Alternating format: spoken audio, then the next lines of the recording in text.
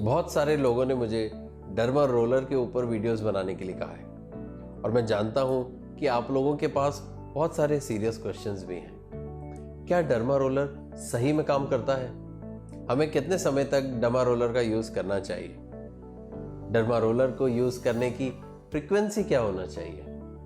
क्या हम इसे दूसरे ट्रीटमेंट्स जैसे टॉपिकल लोशंस और मेडिकेशंस के साथ यूज़ कर सकते हैं? ये एक इंटरेस्टिंग टॉपिक है और एक ऐसी ट्रीटमेंट के बारे में है जिसे आप अपने घर पर भी कर सकते हैं। नमस्कार दोस्तों, मैं हूं आपका दोस्त डॉक्टर नवनीत अरोर और मैं एक हेयर ट्रांसप्लांट सर्जन हूं जिसके पास 11 ईयर्स से ज़्यादा का एक्सपीरियंस है। तो चलिए अब हम बात करते हैं डर्मा रोलर के बारे में। डर्मा रोलर एक नीडल बेस्ड डिवाइस है जिसके नीडल्स की लेंथ और डेप्थ अलग अलग होती है। आमतौर पर इन नीडल्स का साइज 0.5 मिलीमीटर से लेकर 3 मिलीमीटर तक हो सकता है। डर्मा रोलर एक रोलर की फॉर्म में आता है और इसलिए हम इसे डर्मा रोलर कहते हैं। इसका एक और वेरिएंट आता है जिसे हम डर्मा पेन कहते हैं। डर्मा रोलर कैसे काम करता है? Derma roller collagen induction principal पर बेस्ड इक्विपमेंट है जिससे हम आपकी स्किन को कंट्रोल्ड इंजरी देते हैं। ओवर टाइम ये इंजरीज हील होती हैं जिसमें प्लेटलेट्स की मूवमेंट को प्रमोट किया जाता है। इसके बाद आपके ग्रोथ फैक्टर्स रिलीज होते हैं और टारगेट एरिया में आपका ब्लड सर्कुलेशन इंक्रीज हो जाता है। ऐसा होने से आपके बालों को ज़्यादा न्यूट्रिएंट्स और न्यूट्रिशन मिलता है और वो ज़्यादा थिक, स्ट्रॉन्ग और हेल्दी हो जाते हैं। ऐसे बाल जो पहले स्टिमुलेट नहीं हो रहे थे और ग्रो नहीं कर रहे थे, वो भी डर्मा रोलर यूज़ करने के बाद धीरे धीरे ग्रो करने लगते हैं और आपका बॉल्ड एरिया धीरे धीरे डार्क होने लगता है। जब हम क्लिनिक्स में डर्मा रोलर का यूज़ करते हैं तो उससे पहले आपके टारगेट एरिया को नम किया जाता है। इसके बाद हम लॉन्ग लेंथ नीडल्स ज़्यादा प्रेशर के साथ आपका ट्रीटमेंट कर सकते हैं, लेकिन आपको याद रखना है ये कंट्रोल डैमेज होता है और ज़्यादा अच्छे रिजल्ट्स देता है। तो जब आप इसे घर पर करते हैं तो आइडियल नीडल साइज 0.5 मिलीमीटर तक होना चाहिए। मेरे हिसाब से ये नीडल लेंथ आपके लिए सबसे ज़्यादा कंफर्टेबल होगी। वैसे तो मैं DIY ट्रीटमेंट्स का इतना बड़ा फ़ैन नहीं हूँ, लेकिन डर्मा रोलर एक ऐसा ट्रीटमेंट है जो मैं रिकमेंड करता हूँ, सिंपली इसलिए क्योंकि मैंने इसके रिजल्ट्स देखे हैं। How do you use a derma roller?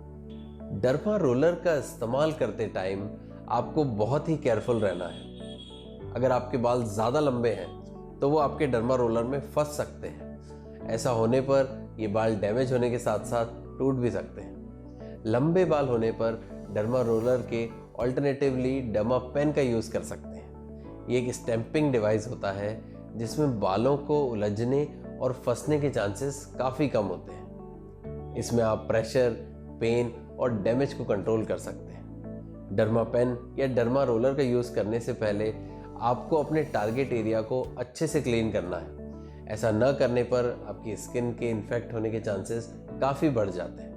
आपको प्रेशर भी सोच समझ कर डालना है, क्योंकि ऐसा नहीं करने पर आपको स्किन एब्रेजन्स हो सकते हैं। ज़्यादा प्रेशर अप्लाई करने पर आप अपनी स्किन को डैमेज भी कर सकते हैं। आप अपने डर्मा रोलर को एक ही डायरेक्शन में यूज़ करें, इससे भी बालों के उलझने और टूटने के चांसेस काफ़ी कम होते हैं। What medications should we use along with derma roller? क्या डर्मा रोलर के साथ आपको मिनॉक्सिडिल हेयर सीरम्स या दूसरे ऑयल्स को अप्लाई करना चाहिए? बिल्कुल नहीं। मेरा मानना है कि डर्मा रोलर को यूज़ करने के बाद आपकी स्किन पर डैमेजेस और एब्रेजन्स होते हैं। ऐसे में किसी ऑयल, सीरम या मिनॉक्सिडिल जैसी मेडिकेशन का यूज़ करने से आपकी स्किन में बर्निंग और इरिटेटिंग सेंसेशंस हो सकती है। कई बार ये बर्निंग और इरिटेटिंग सेंसेशंस इतनी ज़्यादा हो जाती हैं कि आपको इरिटेंट डर्मेटाइटिस हो सकता है। इसलिए आपको बहुत ही केयरफुल रहना चाहिए। ऐसे में अगर आपके पास कैपेक्सिल, प्रोकैपिल या मिनॉक्सिडिल जैसे सॉल्यूशंस हैं तो उनका इस्तेमाल डर्मा रोलर यूज़ करने के 1 से 2 दिन बाद ही करें। डर्मा रोलर को कितना फ्रीक्वेंटली यूज़ किया जाना चाहिए?